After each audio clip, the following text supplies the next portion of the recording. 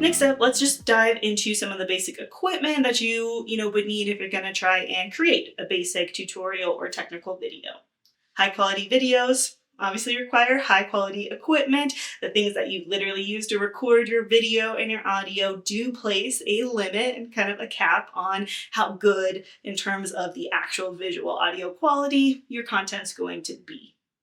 But again, since probably your job is not going to be a video producer, instead you will produce videos as part of your job, you don't really have to worry that much about the equipment. You probably will be able to get away with, fairly entry-level options, or maybe things that you already have as part of your work packet and your work tech.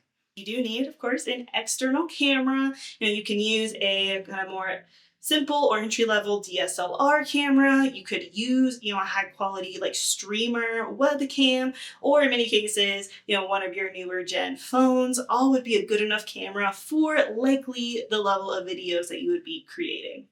For this lecture video, I'm actually using a Sony ZV-E10 model, which was made with video recording kind of in mind first, and still photography as a secondary function of what the camera is made for and built for. I also have a Logitech StreamCam, which produces a video quality that looks a lot like this. And as long as your equipment can capture, the standard 1080p 24 FPS, you're gonna be fine.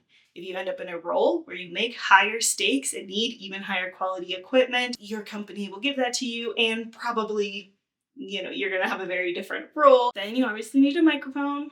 So right now I am using a lav mic, which is transmitting, wirelessly from the sort of little microphone on my lapel collar over to the transmitter that's plugged into the camera. I also have a just simple Yeti Nano that plugs in through a USB directly into the computer, which I use a lot for narration, voiceovers, as well as, during video calls and conferences. So you probably have a good mic already, especially if your company has a lot of Zoom meetings. You probably want to get a different microphone so that way you sound crisp and clear in those settings.